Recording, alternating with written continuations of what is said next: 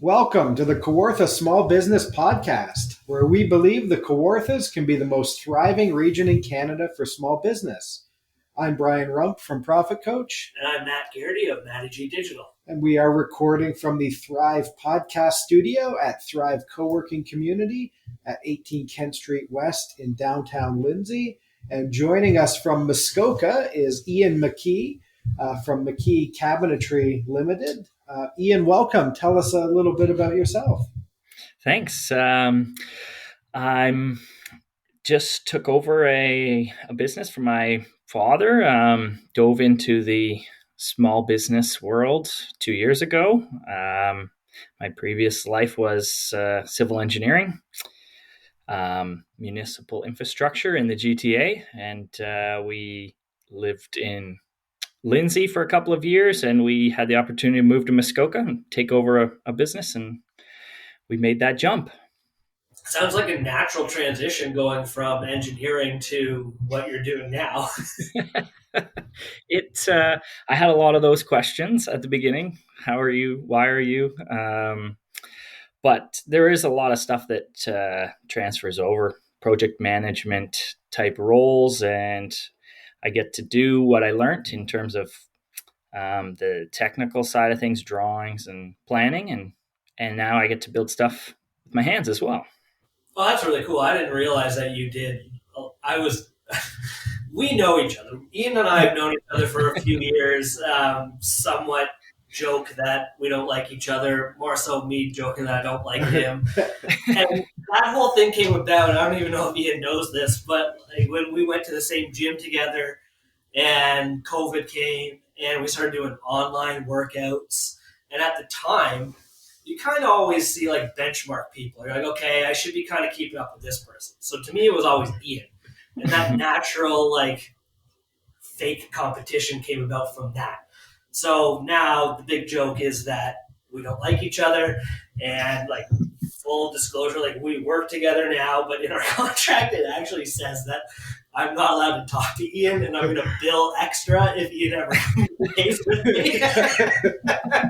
Not that I have contracts, but I specifically said that in the upfront.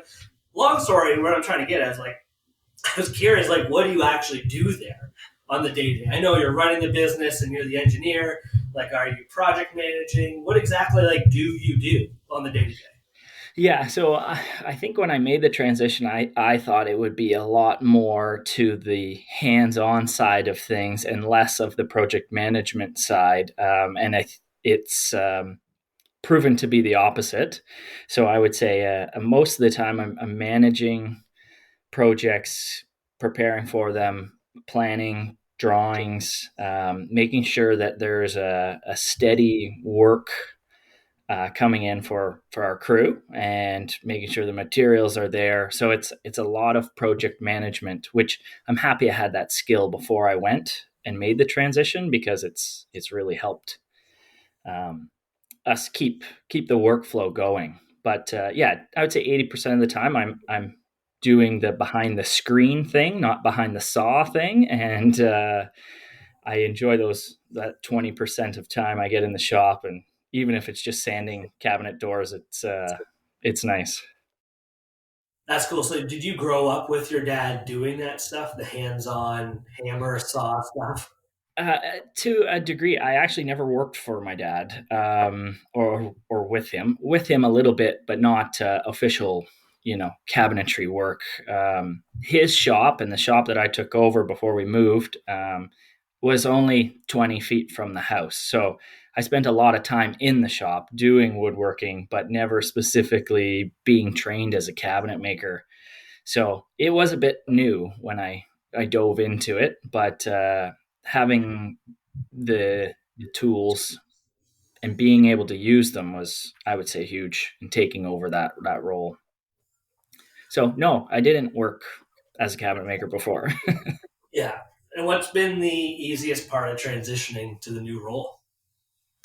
Well, I think that I always envisioned moving back to Muskoka. I went to do structural engineering with the goal of moving back to build cottages. So that the easiest part is coming back home and getting into those cottages that I always dreamed of being in. Um, Being a small business owner, as you guys know, it's not all easy. um, it's always putting out fires, it seems like, but trying to move the bus forward. But the easiest part was moving home, I would say. Yeah, for sure. Mhm. And that's been a good transition. Yes, yeah, it's been really nice. Took a little while to land on our feet because there was some, you move back to the town you grew up in, and you haven't been there for 10 years. Are you moving back to the same life you left, or are you moving back to a new life? And it's been really good. It's been really great moving back home and working up here, living up Yeah. here. And you alluded to some challenges of being a small business owner. Did you ever have aspirations of being a small business owner, like growing up or going to school, becoming an engineer? Like, were you ever planning on kind of going out on your own, or how did that Yeah, all? I had always envisioned owning my own business. So it was something I thought about lots, even in the engineering world. I was probably that guy that was being a bit annoying with the principals of our um, engineering firm. How did you get here, and when did you do this, and how did you make that transition? I asked them straight up. So, you know, I always had this vision of owning my own operation. Didn't necessarily envision it being cabinetry, and I didn't envision it being an engineering firm either. I was hoping to become an architect and just design places, but the path that had the least resistance landed me in engineering. Interesting. So, what made you think, yeah, I think cabinets is an interesting thing, or, sort of to make that move? So, how did that happen? Well, it the opportunity to take on ownership happened, and then it was, does cabinets fit the bill for fulfillment? And it is building and designing things.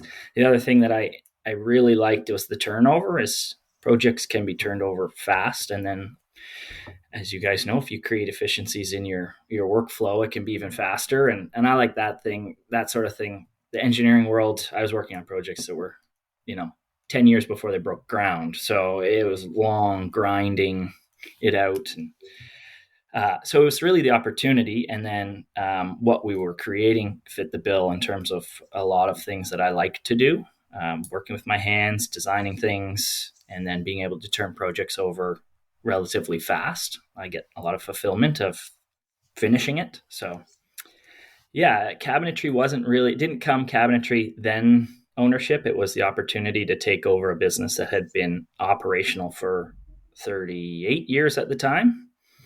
And yeah, and put my own spin on things. Awesome. So, tell us about that spin, sort of as you take over and where you're growing. What are the things that excite you the most, and what's the type of work that you really want to be doing? Yeah, so what excites me the most is uh, I'm going to say this with a lot of respect for my father, but bringing things up to speed in terms of technology. Like a lot of things that we do and were kind of the old school way, very hands-on, handcrafted cabinetry, which has its place. Don't get me wrong, but to keep up with the industry, you have to bring in technology and equipment, and so that's what excites me, is bringing in new ways of doing things, even just industry standard type ways of doing things, but also injecting that into the Muskoka market, being able to do it here rather than everyone go to the GTA and bring everything up. So our target market's custom stuff in the Muskoka region. That'd be a huge advantage for you, especially in that area, if that people are kind of living in that generation where they did everything by hand, they did everything by pen and paper, and that's good and it works in a lot of situations, in most situations. But you, from a business perspective, can, like you said, create so many different efficiencies Mm-hmm. by kind of modernizing the business in ways that are not even radical. Like, I know a little bit about what you did. I think you moved to online type of bookkeeping, right? Mm. Like with an accounting bookkeeping software, which is pretty standard, nothing radical, but I'm sure that's probably been a massive time saver and relief for you. Yeah, it's minutes and hours saved all over the place. Just tracking and being able to access information, it helps you plan, look towards the future, and understand what it can look like and what it has looked like. Just having that at your fingertips, specifically on the financial end of things, has been huge. But that trickles over to all things. What people expect as well as when they go and get a kitchen, they want to see a set of plans that can be circulated to all the subs, and it has all the details on it, which is, something you have to be able to provide. So there's things that you have to do, the things that are nice to do, and they all help create efficiencies and ultimately deliver nice product. Sweet. What are some other ways that you've modernized or kind of brought up to speed the business? So equipment has been one of them. We immediately purchased a new sliding table saw. So we went from like a standard 10-inch cabinet saw, which, did the trick. But now we have a 10-foot sliding table saw. So it goes from a 2-man operation to 2-man still is faster, but one person can operate it. So we freed up 8 hours essentially of someone's time on a breakout. Now, 2 people can run it in 4 or less, but it just gives the opportunity to keep that machine running. So that's a big one. And then since then, we've placed order for a lot of other machinery that will have a lot of similar effects and that will do more operations in one unit. For example, a CNC machine it takes a lot of different steps and combines them into one. So there's challenges in that. You have to be able to, plan and program your projects in advance. So that's leans more towards the project management side of things. But once you get that, the efficiencies on the manufacturing side skyrocket. You can do way more manufacturing in the same amount of time. So I'm excited about that. That's a huge one for us. Yeah, that's exciting. What's some of the cool things that you've been able to make, or some things that you're really excited to be able to make?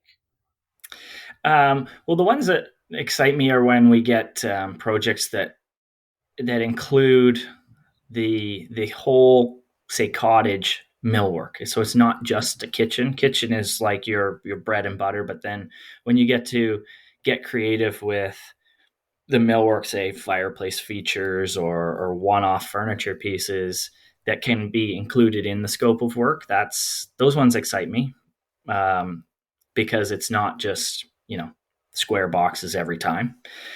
Some of the ones that we've done are the custom pieces that really we talk about a lot. We've done a few custom benches that designers have sent us pictures from high-end designers in New York, and they want us to replicate it, obviously for a fraction of the price, but that's another story. But we've looked at it, designed it, and you work hard at it. When it's done, they're really, really cool pieces. So it's nice to be able to keep that kind of thing in and not just be a full-on cabinet manufacturer where you're just pumping boxes out. You get to keep that custom end of things, which I think the Muskoka area and the Kawartha Lakes probably they cater to that a bit, because there's a lot of secondary homes, and that's where people like to see those really custom pieces. Yeah, people want to make it theirs, right? It's like, this is my house. I'm inviting people to my second home for a party or for a dinner. I'm showing it off. So I want things to talk about. Yes. So that's like, we got our kitchen done. It wasn't, hey, we went to a big box store, we bought some boxes we put together. They want to tell the story about it being designed, and they want to tell the story of the tricky part of their cottage that maybe, the designer had to design around, and they were able to, work with it to create something that's cool. And then those custom pieces, which, again, just more things to talk about and show off. Yeah. And I think being, to Matt's point, our geographical location, I think people also just like to say that, like, it was built here, and it is custom. So it's an advantage for us, even just in a word of mouth market. And I think the contractors around here, they like to know who they're calling. And I think deep down, they like to be able to show up at your door and say, why isn't this done? But that's a big advantage too, right? Yeah. And the trust, even, on that, the fact that you're making these investments in business improvement and bringing that engineering mindset of project management, ordering other equipment, all of that just builds more and more trust, so that they can drive by or drive down and check, like, hey, is this happening? Because if they're sort of the point person with the client, there's they're dealing with a million pieces of things. So for you to be able to be trusted with the part that they're probably going to talk about the most, I think is really important for them. So just to be that local person, to be able to drive down the road, or if it's like, hey, it's ready, it's coming off the line, but can you come pick it up and take it right over and install it? Like, they probably like that more than, will a truck leave Toronto today with it, or all of those sort of added mysteries that they have to deal with. No, 100%. Yeah, they like to be close. And then some of this machinery that we're investing in gives us an opportunity to provide things that they would otherwise have to go to the city for in short order. So kind of opening up a market there, one-off door manufacturing or custom designs. We'll have the ability to do that. And that, I think, will also encourage people to use us and trust us. And ultimately, if we provide good product, they'll be coming back. And it's an area you have to have good product for. It's a very bougie area, Muskoka. It's a very fancy, prestigious area. People probably from across Canada, maybe North America, The want world. cottages up there with the world. Yeah, like, wasn't there like Ty Domi and Mark Wahlberg were up there this past summer a couple months ago Oh, yeah. in a cottage there. So like, you don't really want a cottage up there and then go to the local big box store to slap in a little cheap vanity or cheap island or kitchen like that, right? Like, that's your sanctuary, somewhere that you're going to go and escape, and you want to be comfortable, you want to be cozy, you want to be extremely proud of what you've got. You're probably hosting a lot. You want those people to come up and see this, man, this is amazing cottage that I've got in Muskoka. You don't want to welcome them in the door and like, oh, check out this IKEA like coffee table. No offense to IKEA, and I know we said we weren't going to like bash any companies or name, but you need to have that sort of next level of cabinetry, of kitchens, of vanities, of built-in bookshelves and doors and all these different things. And I think that area probably is very happy to have you, and versus, again, like the big box stores. Yeah, one of the parts that I find a little overwhelming is keeping up with the industry standards around the world. Like, for example, one of our clients lives in California, comes here for Christmas and for 2 months in the summer. They have cars that drive down to the city and pick up all their friends and bring them up. But these people are coming from all over the world to stay at that cottage. And yeah, a lot of it is that it's lakefront and it's beautiful, but they want to surround them with pieces that they can talk about and that stand up to the rest of the world, what they see elsewhere. Their friends travel from California, so they're the people that travel everywhere. For sure. The market, I think, in the last, 30 years, when Dad started, it used to be a lot of family compounds, like doctors and lawyer type echelon, if you will. And now it's hedge fund managers and CEOs of crazy businesses. And the wealth is incredible here. Yeah. How do you keep up on those trends? So do you find that it's mostly people coming to you and being like, hey, build this from a picture at an extremely low cost? Or do you have a designer on staff, or do you have like a contract designer? Like, how does that work to keep up with those trends and like do those designs?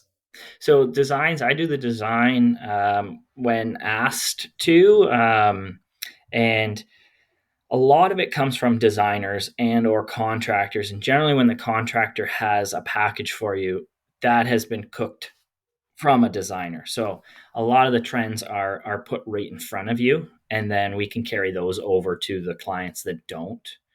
That's the easiest way to keep up is to see what other people are putting in front of you.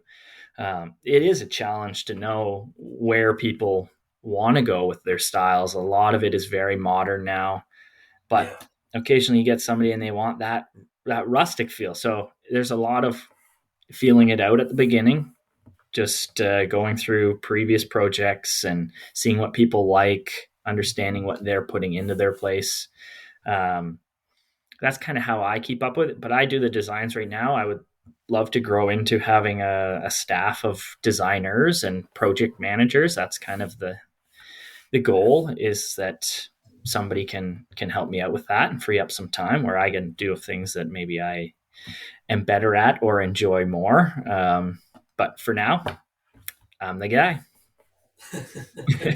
Awesome. What is maybe an example of a worldwide trend or something within even the last year or so where you were just maybe not necessarily shocked, but sort of surprised and maybe excited about, yeah. Yeah, I would say the easiest answer to that is slab cabinetry. I think it is kind of comes from Europe originally, and then like the warmer climates of California, that chic look. Um, it's here, and it's the sad part about it is it's not as much woodworking and cabinetry as other door styles and styles. Like it's very simple to construct, but it's taken over. Like I would say the last 5 years would have been white shaker doors, and now it's Oh, slab fronts, flat slab fronts, and often like high gloss finishes, which I think have their place for sure, but it's being used a lot. I'm just Googling it now. Sorry, we're not ignoring you, but I've never heard of like slab cabinets, but I look at it now, like, yeah, that makes a lot of sense. It probably fits well into your wheelhouse aesthetically. It's just very different, like you said, like glossy, like Yeah, very like high end finish versus something a bit more rustic. But yeah, and the European hardware, the overlay cabinet construction. So your door butts to each other. That's been around for a while, but it also makes building cabinets easier. People can build them less expensive, especially big manufacturers, because they don't have that finicky face frame type look and extra labor in there. So that's I think that's pushed the market a lot too. I think they look great, but they're you don't need to be as skilled to put that cabinet together, and that's why people are manufacturing them for less. yeah, someone was telling me recently about the trend of not using trim anymore around doors. So like doors that are basically like floor to ceiling, no trim, and like I can't really fathom how that works construction wise because I barely understand how to do a door myself. But I understand like there's this gap there between the drywall and your door frame, and like they're building it without that gap now, and it's a very different look. And anyways, Yeah, and that's Muskoka too, or everywhere. But you see a lot of that kind of stuff. What can be dreamt of, they try and build. So we run into all kinds of unique we're doing a pantry that's essentially another kitchen. Like it's the size of my kitchen, but it's in a cabinet door. So you look at a wall of cabinetry, it's the main kitchen, and then you push open a cabinet door, and you're in a second kitchen. So and they don't want anyone to know about the pantry unless they are like, come look at my pantry, and they blow through the cabinet door. So you dream it up, we build it up. That's Muskoka for you. It's amazing the trend of like the secret room, because like that was everyone's dream as a kid, and now everyone has money and they're like, I want my secret room, my secret pantry. I've seen like secret libraries people have, like offices. It is becoming more and more popular. My wife sent me something last night about a secret place to put your shoes, like on like a mudroom bench, and then behind it. And I'm like, what do you need that for? It's just like so much more construction. I get it for like the homes that we're talking about in Muskoka, or like for my house right now. Like, I'm not proud of my home on the inside. I should be more proud of it. I have a home. I'm grateful. I need someone like you guys to come in and like build that cabinetry for me, though. But like, I don't need a hidden shoe rack. I need a shoe rack, period. Yeah. If I had a hidden shoe rack, I'd still throw my shoes out just on the floor. Yeah, that's what makes everybody normal. Even if it's there, we're gonna do it the way we've done it forever. I think a big thing with that stuff is the size of these places. They're getting larger and larger. You have the opportunity to do stuff like that because your living room can only be so big, and you get all these extra rooms now because the scale of these places is huge. Yeah, we were talking to someone else who does work in cottages, and was saying like the average place now has like 8 to 10 bathrooms, because every sort of room has its own ensuite. And it reminds me of Bear Claw Lodge. So it's in northern BC where my brother-in-law is. And, the person who originally built it owned like a chain of golf resorts, and not the Donald Trump, but another chain of golf resorts. Anyway, he went bankrupt, but when it was built, it was like 10 rooms, everything's different, high quality, like custom craftsmanship everywhere. And that's probably what you're seeing in Muskoka is, every room is its own statement. Yeah. We had a client, we were walking around, and she said, my thing is ceilings. I hate seeing the same ceiling in every room.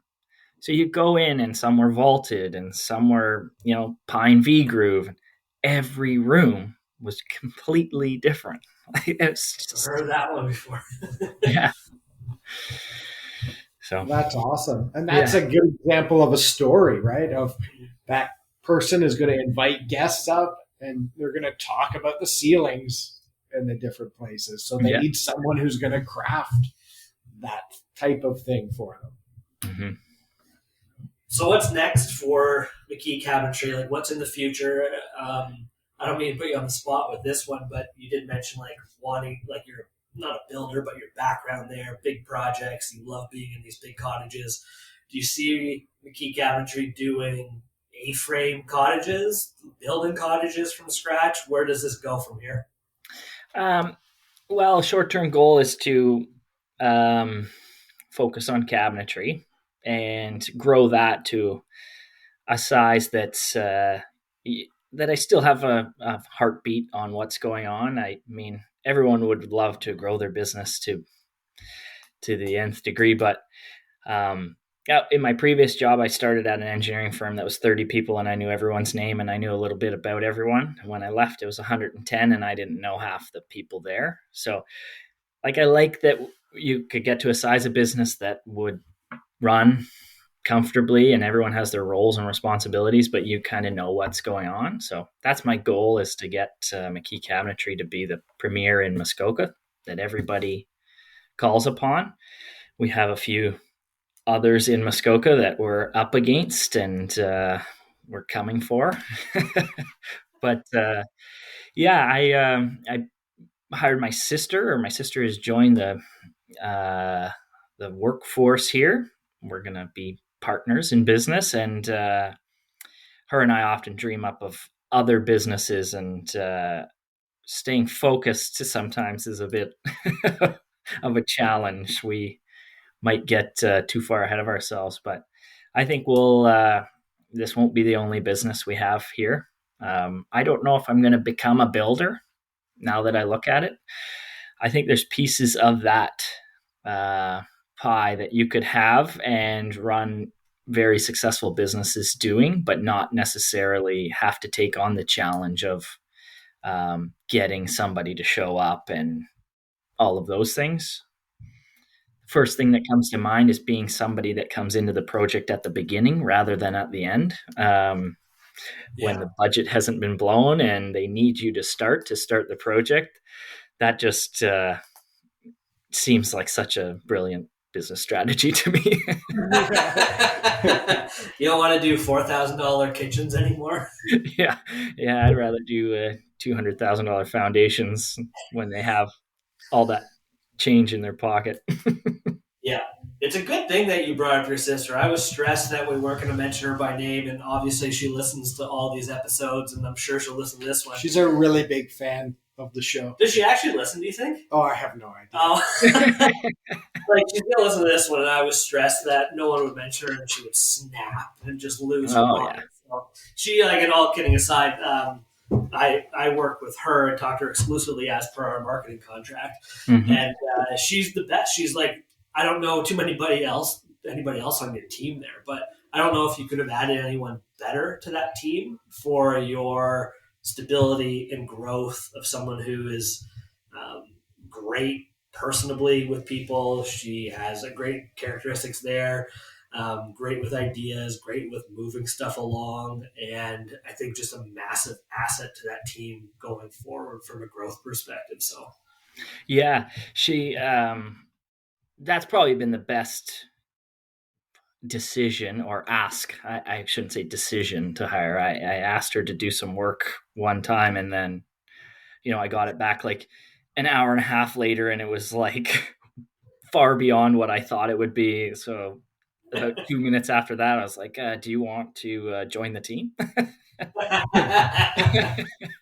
So it happened very fast, and Robin is a force when it comes to getting stuff done, and the pace she moves at is incredible, which helps us move all of our projects along. So yeah, it's been awesome. I also get to talk to my sister a lot more. We talk a lot about work, but it just keeps us connected. I live in the same town as my other sister, so we connect organically that way because our kids get together and we're only 5 minutes apart. But Robin lives on the other side of the country, so it allows us to connect, which is really, really great. Yeah, I remember I asked her for something, and I was like, I don't need it for like a month or a month and a half. Like, I'm not going to touch it for a month and a half, but like, let's just prepare. And she sent me something back, I want to say the next day, with like, she's like, I don't think this is good. Like, she's all insecure about it. It was like way too much information. And it was like a day later, like the way she moves on stuff, and she moves on it so precisely. And it's always so well done. It's funny. Oh, yeah. She's, it's been great. And yeah, we like to dream up the next, which, sometimes we should just focus on what's in front of us right now, but it's a lot of fun that way. Yeah, Robin is a secret weapon. And what's interesting about, dreaming up various schemes and things is, I think unlike some people who are dreamers, you guys as a team could probably accomplish every single one of those things, which is so fascinating just to see, what's going to happen with the company someday. Mm-hmm. Yeah, well, as you guys have helped us do is celebrate those little wins, and we get a lot more of them now than when I was, pushing all of them forward myself. So it's been good. We also have the same, like, I think we see the future the same. So it's very easy to put a goal out there and then we both are chasing it. That I think is huge in business, is to align your objectives and have people who are, motivated to just start doing something try and get it done. Yeah, it really is one of those core fundamentals of, having that vision for the future and kick the ball out and then run after it and then kick it again and run after it. And, being able to work in that team, because you couldn't possibly do all of the things on your own. No way. And to be honest, I don't think you could hire anyone like Robin easily. It would be so hard to even find that person, bring them up to speed. So, working together in that family business, you've been able to sort of accomplish so much, and you're really just getting started on, the visions that you have for the next, couple of decades. Yeah. Yep. There's a lot in front of us. Yeah. Which is outstanding. Awesome. Any final thoughts or anything else you'd like to say? Where can the people find you if they're looking to get their swanky custom kitchen and millwork throughout their home or cottage? McKeeCabinetree.com will get you to all the resources you need and connect with myself directly. So that would be the first stop, and then we can coordinate with whomever needs anything. We don't discriminate from any types of projects. We like to hear about them all and have the opportunity at them all. So anyone can reach out at any time. Name is easy to say, not easy to spell. So if you are trying to go to McKeeCabinetree.com, it's McKeeCabinetree.com. Yes, that's the TREE was something my father came up with, and the logo, the previous logo, which we've adopted a bit as we move forward. And there was great debate, wasn't there, Matt, about whether we change the name or keep it, and I'm glad we did. Oh, absolutely. I kind of poke fun there, but because I know we talked about this, you and I, years ago, but it's a great name. It's fun. It is different.